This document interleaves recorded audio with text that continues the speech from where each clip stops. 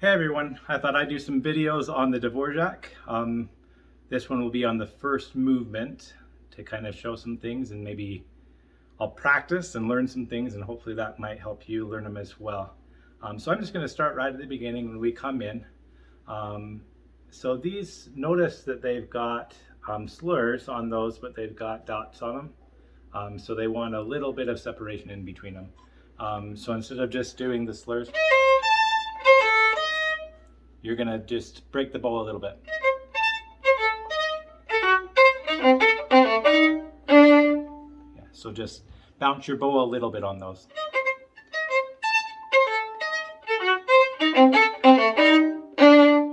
Okay, and you notice that we're going from pianissimo to fortissimo, so make sure to get that crescendo in.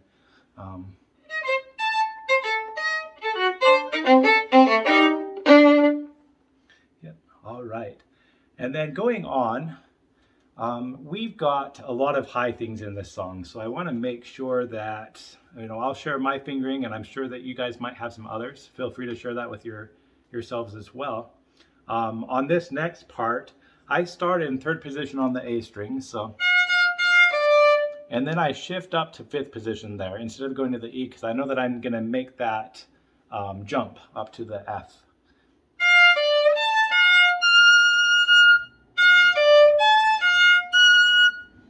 So I don't know if the video is good to show.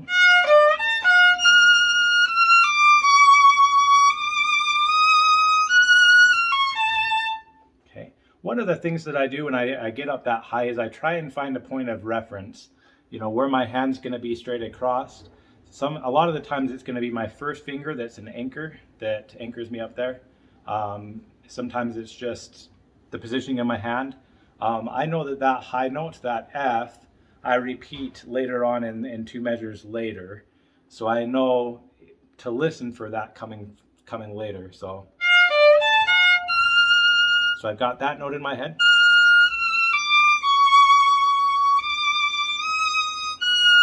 And then I'm back to it.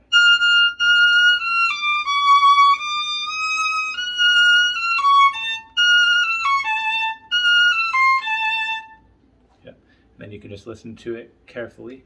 All right, let's go on. Back to that a little bit. One of the things that helps too up there is to know where your half steps and whole steps are. So I'm going to get up there.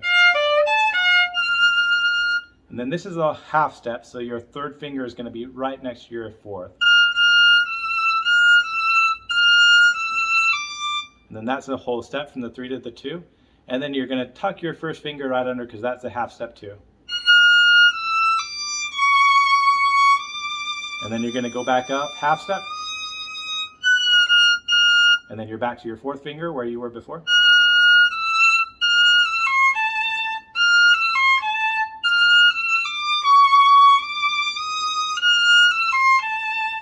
Okay. Notice that first finger is a C sharp in the second to last measure, and then a C natural in the next measure. So you'll just stretch your finger back a little bit for that. Yeah, but listen for the half steps and whole steps. That helps me kind of sound that out. All right, let's go on after A. So I actually start this in fifth position.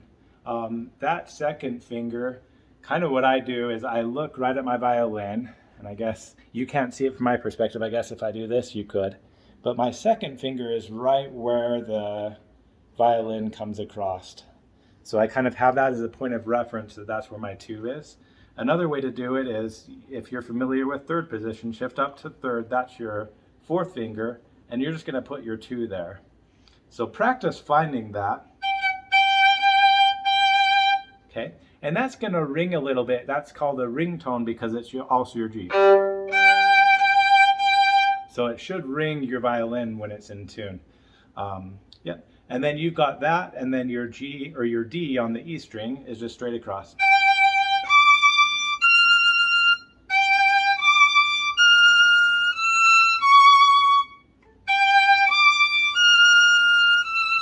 Okay, there's a half step from our high note, the F, to the E.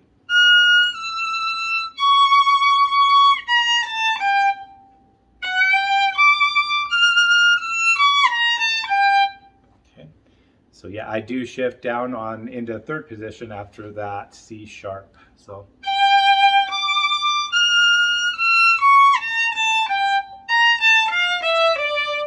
Okay. And then I apologize in rehearsal today. I was missing these rests. I was coming in on the next one because I was excited. And I guess that's how I was practicing them. But I will not make mistakes anymore. I promise. All right. Okay, and then this, I'm in third position. And then I shift up to fifth position again. This is a good point of reference, that harmonic, that E. So what I do is I practice getting that with my fourth finger. I know exactly where that is without even sounding it out. I just know where that is. So that can be a point of reference if you need to find a note around it. That helps. Or if you need to play it with a different finger, with a 2 or a 3, and then play something else with it. Yeah, I use that as a point of reference. And you've got that also on your A string with an A harmonic as well that we'll talk about maybe later. So if I want to find that, I just play the harmonic. And that one will ring too. And then this one's just a stretch. I think you have to know what sound you want in your head, and then you reach up for it. Okay, so I'm gonna just play those 3.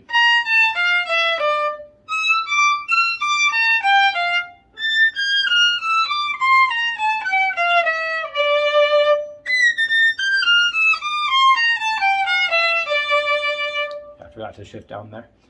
So yeah, just get those in your head. The start of each one of those, because that's where you're gonna hit. Yeah, they're gonna hear us punch each one of those on the offbeat.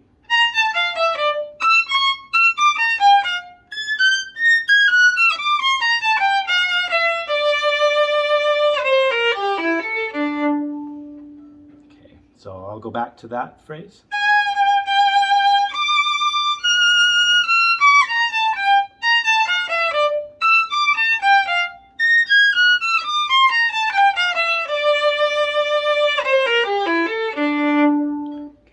So maybe another thing to get that high note is just practice just that part. So I'm going to get up to that. Okay, so play that on your first finger and kind of figure out where that stretch is. It's a little bit higher than your 4. That's your octave. And then it's just 2 notes higher than that. Okay, so that might help. So I just stretch my finger a little bit and practice getting that reach.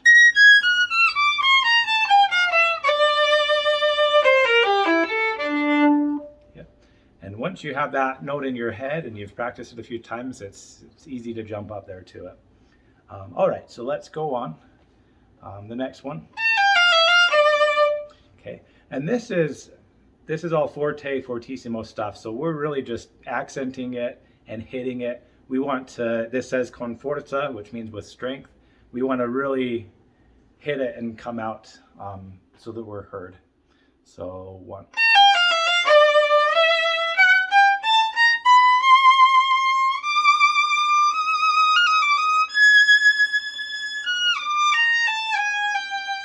Okay. All right, so to get that fingering there,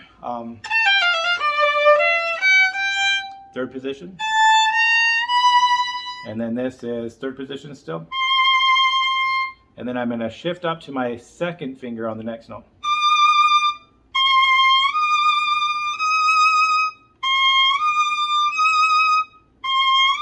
So it's a whole step between that 3 and then the 2. Okay, and I think I did the wrong bowing.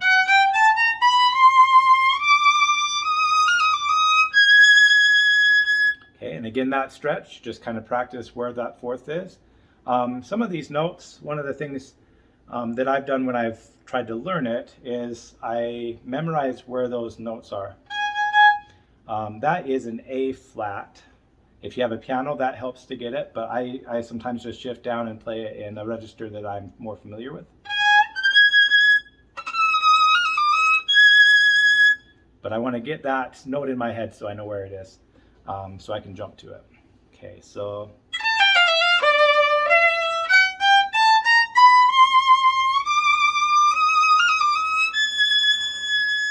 Okay, and then I'll just come down, skipping each note. So 4, 2, and then I'll shift down to my familiar third position.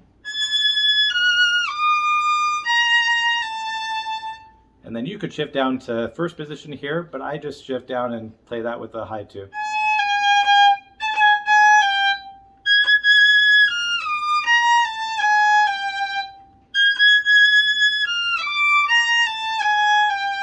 Yep, just half steps down there at the end. And that goes to piano and diminuendo, so we'll want to make sure to play that. So.